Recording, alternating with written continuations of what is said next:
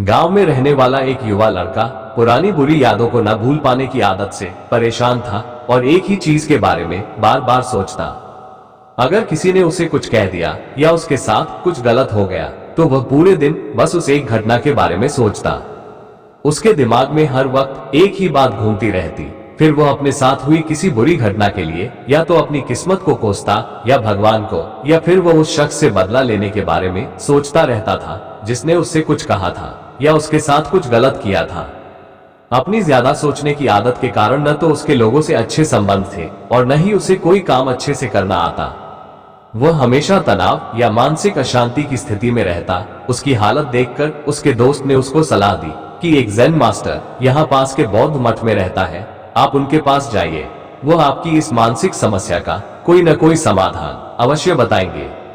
युवा लड़का Zen master के पास जाता है और उसे अपनी समस्या बताता है। वह एक ही घटना के बारे में बार बार कैसे सोचता रहता है और पुरानी बुरी बातों या यादों को भूल नहीं पाता। लड़के की समस्या सुनने के बाद ज़ेन मास्टर वहां से उठकर मठ के अंदर चले जाते हैं। ज़ेन मास्टर द्वारा बिना कोई जवाब दिए इस तरह उठकर चले जाना लड़के को थोड़ा अजीब लगता है, लेकिन वो अभी भी वहीं बैठा है। थोड़ी देर बाद वह देखता है कि ज़ेन मास्टर उसकी ओर आ रहे हैं।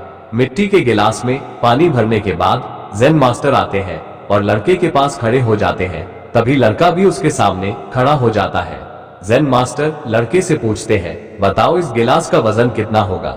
लड़के ने कहा, मैं ठीक नहीं बता सकता, लेकिन इस गिलास का वजन बहुत कम है।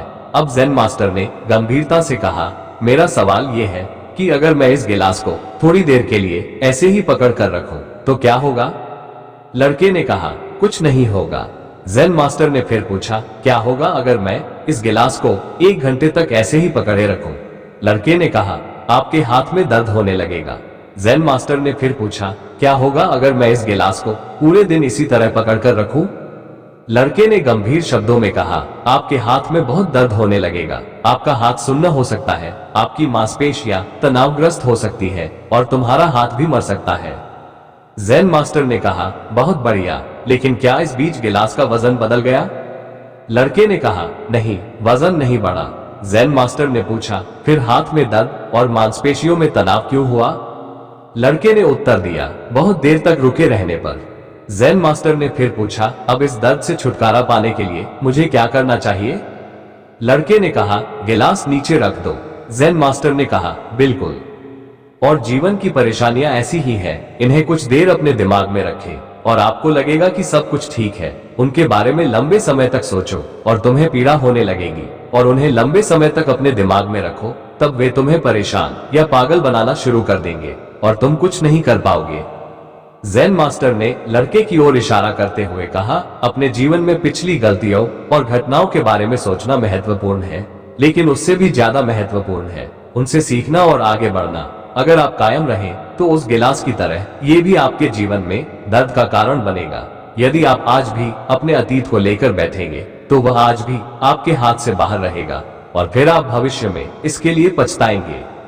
यदि आप अपने द्वारा की गई गलतियों को दोहरा रहे हैं, कोशिश करें कि आज आप ऐसी गलतियां न करें जिसके लिए आपको भविष्य में पछतावा करना पड़े। इसलिए चिंता करना छोड़ दें और अपने आज के कार्यों पर ध्यान केंद्रित करें। एक बार गौतम बुद्ध अपने शिष्यों के साथ एक गांव में पहुंचे। वहां एक युवक ने बुद्ध से पूछा, गुरुजी, मेरे मन में हर समय विचारों का तूफान चलता रहता है। मैं हर छोटी बात पर ज्यादा सोचता हूँ, जिससे मेरा मन अशांत रहता है। मैं क्या करूं? गौतम बुद्ध ने मुस्कुराते हुए उस युवक से कहा, पहले तुम एक गिलास पानी ले आओ, फिर मैं तुम्हारी इस समस्या का कोई समाधान बताता हूँ। वो युवक गया और एक गिलास पानी ले आया। बुद्ध ने पानी से भरे गिलास को अपने हाथ में पकड़ा और युवक से बोले, अब तुम इसे बिना छुए इसका पानी पीने की कोशिश करो। युवक ने बहुत कोशिश की, लेकिन वो पानी को पी नहीं सका, क्योंकि बिना गिलास को छुए पानी पीना संभव ही नहीं था। बुद्ध ने हंसते हुए पूछा, क्या हुआ, तुम ये पानी क्यों नहीं पी पा रहे हो? युवक बोला, गुरुजी, इसे छुए बिना पानी नहीं पिया जा सकता। इस संसार में शायद ही कोई ऐसा होगा जो ये कर पाए। फिर बुद्ध बोले, बस यही तो मैं तुम्हें समझाना चाहता हूँ। अगर तुम अपने विचारों को पकड़ने की कोशिश करोगे और हर छोटी बात पर ज्यादा सोचोगे तो तुम मन की शांति कभी नहीं पा सकोगे। विचार भी इस पानी की तरह है, जब तक ये तुमसे दूर रहेंगे तब तक तुम इनके बारे में ज्यादा सोच नहीं पाओगे, लेकिन जैसे ही तुम इन्हें पकड़ लोगे तो ये तुम्हारे मन में बस जाएंगे और तुम इन विचारों में ही उलझ कर रह जाओगे। फिर उन्होंने आगे कहा, हर विचार को मन में रखकर ज्यादा सोचने से केवल परेशानियां बढ़ती है। हमें अपने मन को विचारों के प्रवाह में बहने देना चाहिए, लेकिन उन्हें पकड़ने की कोशिश नहीं करनी चाहिए। हमें उन विचारों को बस आने देना चाहिए। हर विचार को पकड़ के रखना मन को अशांत और हमें परेशानी में डाल देता है। सिखाती है कि हमें अपने विचारों पर काबू करना सीखना होगा। हर दिन हमारे साथ कई ऐसी बातें होती हैं जिन्हें भूलना भी जरूरी होता है, लेकिन हम ऐसा नहीं कर पाते। हम बहुत सी बातों को मन में रख लेते हैं और बार बार उन्हें सोचते हैं, जिससे हमें दुख और अशांति मिलती है। बुरी बातों को जल्दी भूलना बहुत जरूरी है। अपने मन में अच्छी बातें रखें। अच्छी बातों पर सोचने से मन में अच्छे ख्याल आते हैं। बुरी बातों को भूलना सीखें। याद रखें, ज्यादा सोचने से समस्याएं हल नहीं होती, बल्कि और बढ़ जाती हैं। हमें अपने विचारों को जाने देना सीखना चाहिए ताकि हम मन की शांति पा सके। किसी एक विचार को पकड़कर न रखें और जब कभी ऐसा हो तो अपने आप को इधर उधर की चीजों में व्यस्त कर ले। ज्यादा सोचने का समय भी उन्हीं लोगों के पास होता है जिनके पास करने को कुछ काम नहीं होता। जो व्यक्ति व्यस्त होता है उसके पास इतना फालतू समय नहीं होता कि वह अपने विचारों में ही उलझा रहे। किसी समस्या या समाधान के बारे में ज्यादा सोचना कोई बुरी बात नहीं है, लेकिन जब ऐसा बार बार होने लगे और आप हर बात पर करने लगे तो यह आपके लिए नुकसानदायक हो सकता है। जिंदगी को मस्ती से जिए और विचारों को बहने दें। ज्यादा सोचने वाले लोगों के लिए रोचक कहानी, best motivational story for overthinker. एक गांव में एक आदमी रहता था जो ताले तोड़ने के मामले में एक्सपर्ट था, यानी कि जहां कहीं भी ताले तोड़ने की बात आती थी या लॉक को खोलने की बात आती थी तो उसका नाम सबसे पहले लिया जाता था। एक दिन कुछ समझदार लोगों ने उसकी परीक्षा लेनी चाहिए और उसको बता दिया गया कि आपको इस जगह पर इस तारीख को आना है और ताले को तोड़ना है। जब वो समय के अनुसार तय दिनांक को वहां पहुंच गया तो उसको प्रतियोगिता के नियम समझा दिए गए। आपको एक बॉक्स में बिठा दिया जाएगा और उस बॉक्स को पानी में उतार दिया जाएगा। आपको ताला खोलकर बाहर आना होगा। इस बीच आपको लगता है कि लॉक आपसे नहीं खुल पाएगा तो आप इमरजेंसी बटन को दबा सकते हैं और ऊपर आ सकते हैं, लेकिन आप प्रतियोगिता में हार जाएंगे। उसने सभी नियमों की हाँ कर दी और पानी में चला गया। जैसे ही वो पानी में पहुंचा तो उसने जेब में से एक तार निकाला और लॉक को खोलने की कोशिश करने लगा। 4 से 5 बार कोशिश करने के बाद वो बार बार विफल हो रहा था, लेकिन उससे लॉक नहीं खुल रहा था। अब ज्यादा समय तक पानी में रहना उसके लिए और भी मुश्किल था क्योंकि सांस रोकना आसान नहीं था। फाइनली उसने अपना पूरा दिमाग लगाया और एक बार अंतिम प्रयास किया। वो विफल हुआ और उसने इमरजेंसी बटन दबा दिया। धीरे धीरे ऊपर आने लगा। पानी के ऊपर आए बॉक्स को बाहर निकाला गया और हल्का सा धक्का देकर खोला गया। वो अचंभित हो गया कि एक बार भी मेरे दिमाग में ये ख्याल क्यों नहीं आया कि मैं इसको धक्का देकर खोलूं। हो सकता है कि ये लॉक ही ना हो। तो यही होता है, जब हम भी बहुत ज्यादा सोचते हैं तो इसका खामियाजा हमें भुगतना पड़ता है। कभी कभी ना सोचने से भी जवाब मिल जाता है। इसलिए किसी ने कहा है कि जो कुछ नहीं करते वो कमाल करते हैं। जी हाँ दोस्तों, ये बात बिल्कुल सही है। कभी कभी दिमाग को जब हम शांत रखते हैं और ठंडे दिमाग से सोचने की कोशिश करते हैं तो हमें बेहतर समाधान मिल जाता है। एक बार की बात है, एक गरीब औरत थी जिसका नाम आयशा था। वो एक छोटे से गांव में अपने माता पिता और छोटे भाई बहनों के साथ रहती थी। उसके पिता एक किसान थे, लेकिन खेत बहुत उपजाऊ नहीं था और वे अक्सर किसी तरह का गुजारा करते थे। आयशा एक बुद्धिमान और जिज्ञासु लड़की थी। वो अपने आसपास की दुनिया के बारे में जानना पसंद करती थी। वो एक वैज्ञानिक बनने का सपना देखती थी, लेकिन वह जानती थी कि अपने परिवार की वित्तीय स्थिति के कारण उसे अपना लक्ष्य हासिल करना मुश्किल होगा। एक दिन आयशा के पिता बीमार पड़ गए। वो काम करने में असमर्थ थे और परिवार की आय और भी कम हो गई। आयशा को अपने परिवार की मदद करने के लिए स्कूल छोड़ना पड़ा। आयशा ने अपने परिवार का समर्थन करने के लिए कड़ी मेहनत की। उसने घरों की सफाई और खेतों में काम करने जैसे अजीब अजीब काम किए। उसने स्थानीय बाजार में सब्जियां बेचना भी शुरू किया। अपनी व्यस्त दिनचर्या के बावजूद आयशा ने वैज्ञानिक बनने के अपने सपने को कभी नहीं छोड़ा। वो देर रात तक पढ़ाई करती थी और स्थानीय पुस्तकालय से किताबें उधार लेती थी। उसने घर पर भी अपने स्वयं के प्रयोग करना शुरू कर दिया। कई सालों की कड़ी मेहनत और दृढ़ संकल्प के बाद आयशा ने आखिरकार अपने सपने को हासिल कर लिया। वो विश्वविद्यालय में दाखिला लिया और वैज्ञानिक बन गई। आयशा की कहानी हम सभी के लिए एक प्रेरणा है।